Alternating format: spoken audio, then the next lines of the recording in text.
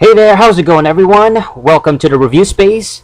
Today we review The Tales of Beedle the Bard by J.K. Rowling.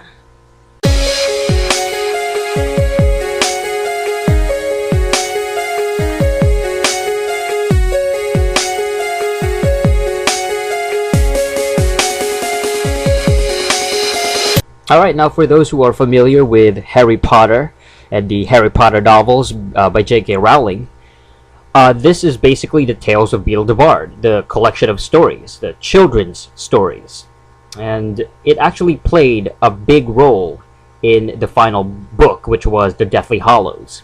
They had all kinds of stories in here. It's like children's stories that are set in the wizarding world. It's basically the equivalent of Aesop's fables and the Brothers Grimm. So, I mean, you talk about stories like Hansel and Gretel and Snow White and the Seven Dwarfs, and you know, these fairy tales, these children fairy tales that usually they often have a moral at the end, you know, a moral at the end of the story, some kind of life lesson that you can learn. And this is what it looks like, of course, the Tales of Beedle the Bard. You got some design here, some vines, and even a skull over there. That's kind of morbid. Bloomsbury, the same people behind the Harry Potter. The Tales of Beedle the Bard contains 5 richly diverse fairy tales, each with its own magical character, that will variously bring delight, laughter, and the thrill of mortal peril.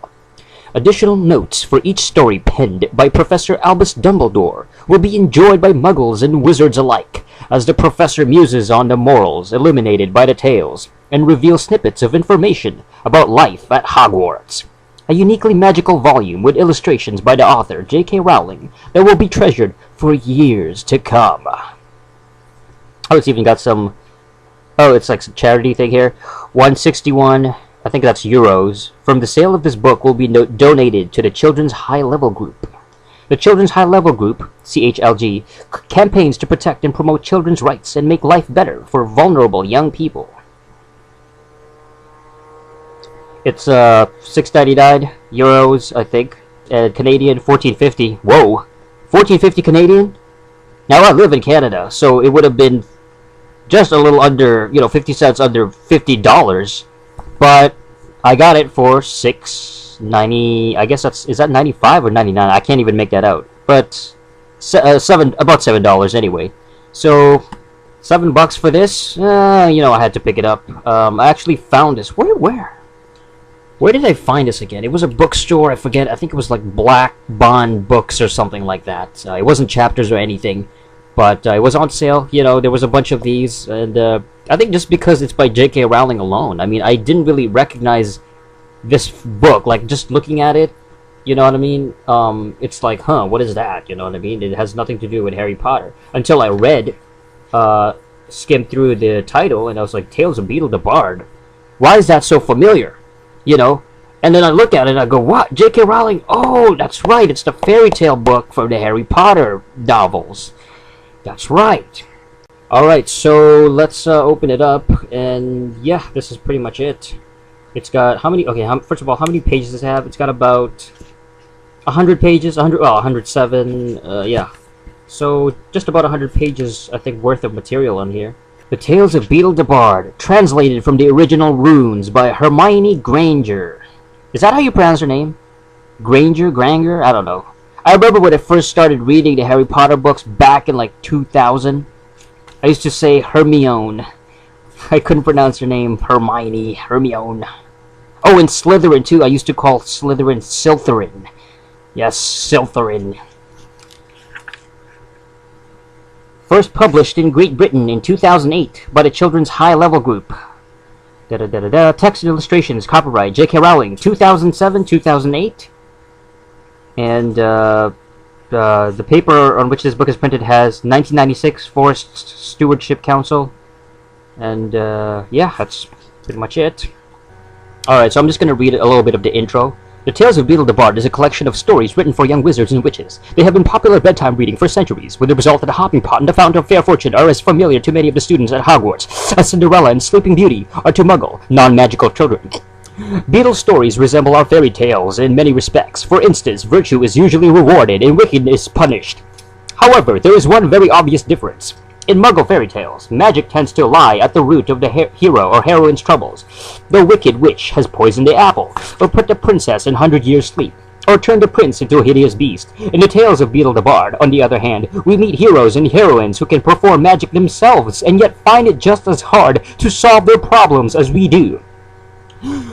Beedle stories have helped generations of wizarding parents to explain the painful fact of life to their young children, that magic causes as much trouble as it cures. And that's all I'm going to read. There's quite a few more pages, just a bunch of stuff here. It's from J.K. Rowling, and Professor Dumbledore has, what is this? Oh, okay, so she sort of made these, like, Professor Dumbledore quotes. So throughout the books, the stories, I should say, Professor Dumbledore would chime in and have his own say, his own personal, like, commentary on the storyline. So you got the wizard and the hopping pot, the first one. Alright, so let's check out what Albus Dumbledore had to say about the wizard and the hopping pot. A kind old wizard decides to teach his hard-hearted son a lesson by giving him a taste of the local muggles' misery. The young wizard's conscience awakes and he agrees to use his magic for the benefit of his non-magical neighbors. A simple and heartwarming fable, one might think, in which case one would reveal oneself to be an innocent nincompoop. A pro-muggle story showing a muggle-loving father as superior in magic to a muggle-hating son. It is nothing short of amazing that any copies of the original version of this tale survived the flames to which they were so often consigned. Beedle was somewhat out of step with times in preaching a message of brotherly love for muggles. The persecution of witches and wizards were gathering Oh my goodness. Yes, it's been a while since I actually read The Hopping Pot. It's been a while since I read this, so I really forgot what the Hopping Pot was all about, but it was something to do with muggles and treating them kindly and stuff like that. And then Dumbledore sort of goes on, and he's got a bunch of he basically writes this piece. It's almost like an essay analyzing the particular story. The Fountain of Fair Fortune. Alright, let's try and figure out what this one was all about. Albus Dumbledore and the Fountain of Fair Fortune. The Fountain of Fair Fortune is a perennial favorite, so much so that it was the subject of the sole attempt to introduce a Christmas pantomime to Hogwarts' festive celebrations. Our dramatic fiasco notwithstanding, the Fountain of Fair Fortune is probably the most popular of Beedle's tales, although, just like the Wizard and the Hopping Pot, it has its detractors. And then he sort of goes on to talk about, like, history, that, some people in the wizarding world, some wizards were actually trying to ban the story of the Fountain of Fair Fortune. So, really, they try to have a historical perspective. They try to talk about the actual story as well, like the historical impact and the influence it's had in the wizarding community. You got the warlocks' hairy heart, babbity rabbity and her cackling stump. The Tale of the Three Brothers. This one is the most epic one, I guess. It's the most popular one because they showed it in the movie, and it plays a big part, an important role in the film. And then you can see it even here. There's an illustration, the three brothers, and then death, and he tries to trick them by trying to... Oh, there it is. There is that symbol I was talking about. Yeah, this could be interpreted as an Illuminati symbol. That is so funny. So I'm pretty sure all the Illuminati, like, conspiracy theorists would have a ball, like, just totally, like, go crazy over that. So, that's about it. About 100 pages. And on every story, Albus Dumbledore would chime in. At the end, he would have this, this kind of overview, and he would have basically give his opinion in his, like a historical context and the impact of each of the 5 fairy tales. Now, is it worth getting? I mean, if you're a Harry Potter fan, there's no doubt that you really want to try and pick this up. I think the 5 stories are pretty good. They do resemble a lot of the traditional, real fairy tales that we all know, like Snow White and Sleeping Beauty and all those stuff. We're all familiar with that stuff. They're similar in the sense that they have a sort of a lesson at the end. There's a moral at the end. There's some kind of lesson, some kind of consequence at the end that anybody can pick up, whether you're a wizard or a muggle.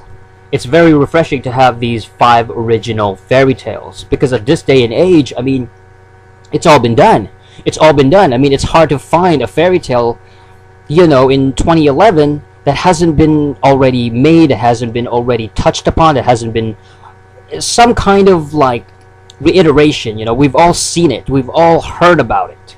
I mean, they're nothing special in the sense that it's not like the Harry Potter books, which are just incredible reads from beginning to end, and it's just a really long read as well. It's just incredibly long, very lengthy, a lot of depth, a lot of volume. It's not the same here. They're very short stories with some of Albus Dumbledore's, commentary. So even the whole package itself it's quite short. I mean, you can probably finish the whole thing in maybe 30 to 40 minutes, if you read it, moderately. But hey, if you can find it for a good price, I got it for less than $7. So hey, you might want to give it a try if you're a big fan of Harry Potter. If you want to know more about like the actual Tales of Beedle the Bard, the book and the fairy tales, and you really want the complete Harry Potter, experience. You want something to go along with the Harry Potter novels. Then you might really want to check this out. It's by J.K. Rowling. It's an official J.K. Rowling story, and the Tales of Beedle the Bard is from her mind, it's from her creativity, so you can't really go wrong with it if you love Harry Potter. So I'm gonna have to give this a thumbs up. Go check it out. Alright guys, so that's about it for today's episode of The Review Space. Thank you for watching. There's gonna be more reviews to come, more verses, and hey, stay tuned. Alright, check out the channel, check out the page, subscribe, comment, rate, and ciao.